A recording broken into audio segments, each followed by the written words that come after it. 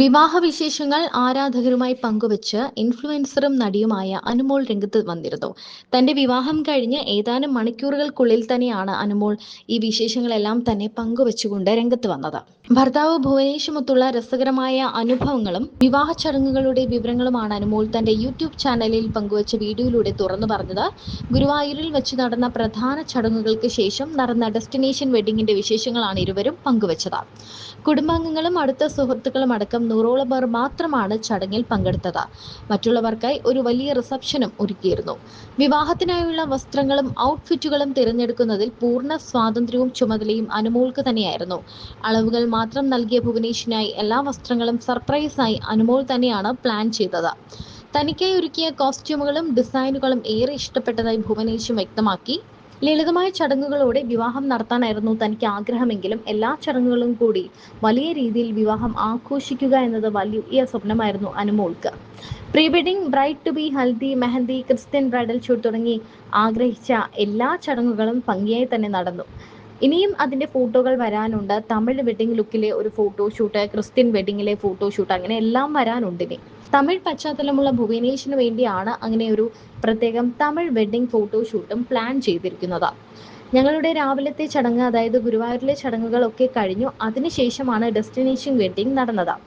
വിളിച്ച എല്ലാവരും വന്നു. വളരെ കുറച്ചു പേര്, അതായത് 100 പേരിൽ താഴെ പേരെ ഡെസ്റ്റിനേഷൻ വെഡിങ്ങിനും വിളിച്ചിരുന്നുള്ളൂ. കല്യാണത്തിനാണെങ്കിൽ ഒരു 50 പേരിൽ താഴെ ഉണ്ടായിരുന്നുള്ളൂ. എല്ലാവരെയും റിസപ്ഷന് വിളിച്ചു.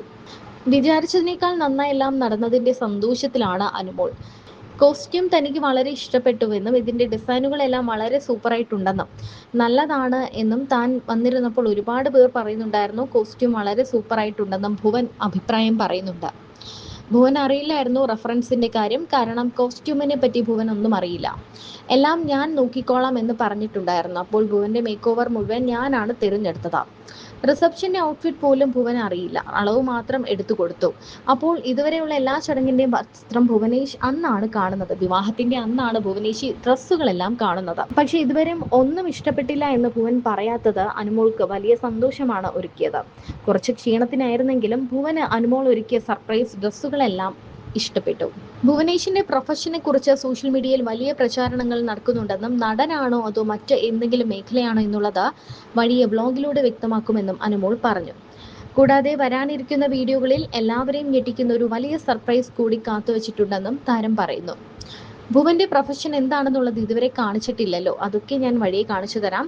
ഒരുപാട് പേരുടെ തെറ്റിദ്ധാരണയൊക്കെ ഉണ്ട്. അതൊക്കെ മാറ്റിത്തരാം. വേറെന്താ, പിന്നെ ഭുവന്റെ വീട്ടിൽ ആരൊക്കെയുണ്ട്, എവിടെയാണ് സ്ഥലം, അതൊക്കെ ഞാൻ പതിയെ എൻ്റെ വ്ലോഗിൽ ഞാൻ കാണിക്കാം കേട്ടോ. അപ്പോൾ ഇനി അങ്ങോട്ട് ഫുൾ കാണിക്കാൻ പോകുന്നത് എല്ലാം കല്യാണ വിശേഷങ്ങളും ഹൽദി, മെഹന്തി, പ്രീ വെഡിങ് വിശേഷങ്ങളും ഒക്കെയാണ്. അതൊക്കെ നമ്മൾ നേരത്തെ ഷൂട്ട് ചെയ്തു വെച്ചു. അതുകൂടാതെ വേറൊരു സർപ്രൈസും കൂടി ഇതിൻ്റെ കൂടെയുണ്ട്. അത് ചിലപ്പോൾ ഇത് കേൾക്കുമ്പോൾ പെട്ടെന്ന് നിങ്ങൾക്ക് ഷോക്കാകും. ഭുവന് എന്തായാലും എല്ലാം സിമ്പിളായിട്ട് നടത്തണം എന്നായിരുന്നു ആഗ്രഹം. ഗുരുവായൂർ അമ്പലത്തിൽ വെച്ച് കല്യാണം, അത് മതി എന്ന് പറഞ്ഞ ആളാണ്. പക്ഷേ താൻ പറഞ്ഞു, ഇല്ല, കല്യാണം ഒന്നേ ഉള്ളൂ ഭുവ. എൻ്റെ ഏറ്റവും വലിയ ഡ്രീമാണ് എനിക്ക് കല്യാണം നടത്തണം. ഇതുപോലെ വലിയ ഗ്രാൻഡ് ആയിട്ട് നടത്തണം. ഇതുപോലെ കുറച്ച് ആൾക്കാരെ വിളിക്കുന്നുണ്ടെങ്കിൽ പോലും എല്ലാ ഫംഗ്ഷനും വെക്കണം എന്നൊക്കെ തൻ്റെ ഏറ്റവും വലിയ ഡ്രീമാണ് കേട്ടോ എന്ന് പറഞ്ഞുകൊണ്ടാണ് ഭുവനെ നിർബന്ധിച്ചാണ് അനുമോൾ എല്ലാ വിവാഹത്തിലും എത്തിച്ചത്.